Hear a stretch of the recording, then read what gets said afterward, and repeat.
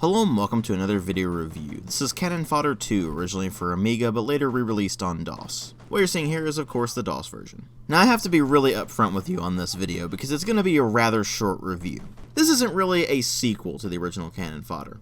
It's more of a mission pack. And therein lies the problem. I originally fully intended to go into this thing and review it as a full-on sequel to the original Cannon Fodder, find out what they did differently, what they improved, what they didn't improve, that sort of thing. But there's barely anything to talk about there, so I'm basically just going to talk about that and say if you haven't seen my review of the original Cannon Fodder, then go ahead and watch that, because I'm not going to reiterate myself here.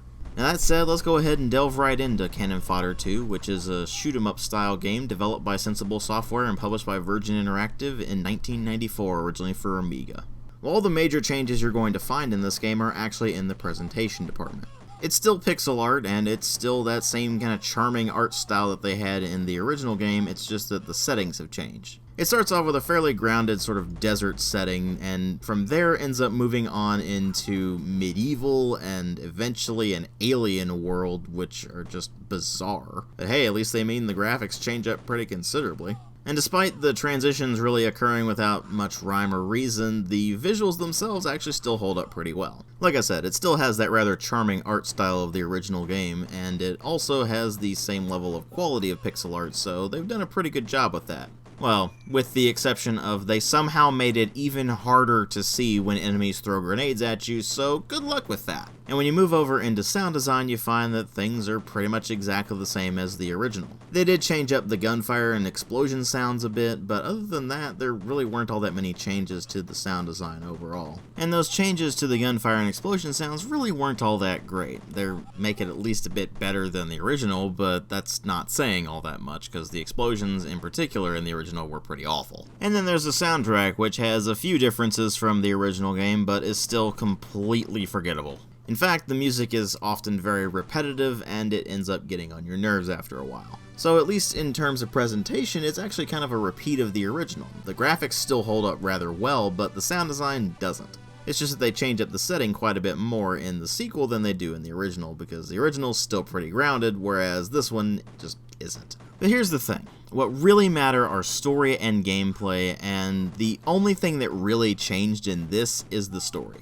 Which is basically that your soldiers are taking part in a conflict that eventually gets them involved with a bunch of aliens that travel through time. And so the soldiers have to travel through time and space in order to get to the alien planet and whoop their asses. At least that's what I think the story is, because my copy of the game actually did not come with a manual. So if you want to know what it's like to actually play this thing without a manual to give you some context to the story, it's basically like this.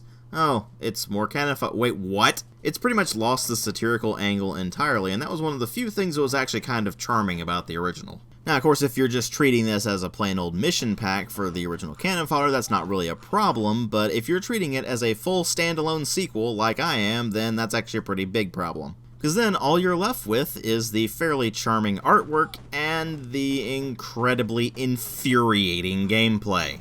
Absolutely nothing has changed gameplay-wise from the original Cannon Fodder. It is the exact same control scheme, exact same complete garbage pathfinding, exact same infuriating levels of BS that you'll run into, where you'll still lose your entire squad to things that you couldn't even see coming, where you'll run into terrain that will just instantly kill your guys and you couldn't possibly know that beforehand, where you'll run into completely overwhelming numbers because you have a tiny squad that each dies in one hit and they have tons and tons of dudes constantly spawning until you destroy the buildings that spawn them. Oh, and you still have to dodge the raining debris from when you do that, otherwise it'll also wipe out your squad, which is wonderful. And you still have the problem where your guys move so slowly, it's incredibly difficult to actually dodge incoming grenades and such. And that's ultimately what drags this thing down to the depths. Like the original Cannon Fodder, the game relies way too much on bullshit in order to make the game difficult.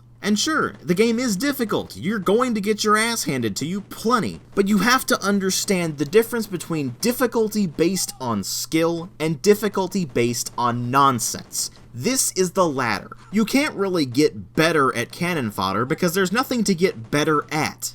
Contrary to what some people will tell you, this is not a strategy or tactics game. It's a squad-based shoot-'em-up. It is extremely reflex-based. You don't think, you just react. In fact, the best strategy you can possibly use in this is to separate your squad so that now you only have one guy to control, and that way you can actually play it as a shoot-'em-up game. And you find that when you do that and you only control one guy at a time, it is a hell of a lot easier. Because otherwise you have to sit and marvel at the rest of your squad getting stuck on the terrain or getting themselves blown to bits, and it just ends up getting infuriating that way. And thus, like the original, it fundamentally fails at being a strategy or tactics game, and on top of that, it's really not a very good shoot-'em-up game because you can't really get better at it. You're too busy fighting the controls and the terrible pathfinding for that. And thus I find myself in the exact same position as I was with the original game. It is an infuriating mess that I cannot remotely recommend to anyone. If you somehow liked the original Cannon Fodder, you will like Cannon Fodder 2, because it's literally just more of the same. And for those people, I have a link in the video description box to where you can pick this up. But if you're anyone else, understand this.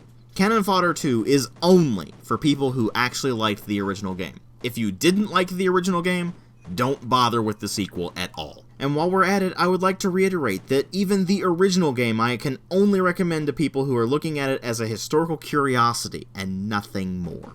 Top-down or isometric squad-based shooters can be done. They can work. See the original Syndicate. But Cannon Fodder is not a good example of them, and Cannon Fodder 2 less so. Thanks for watching.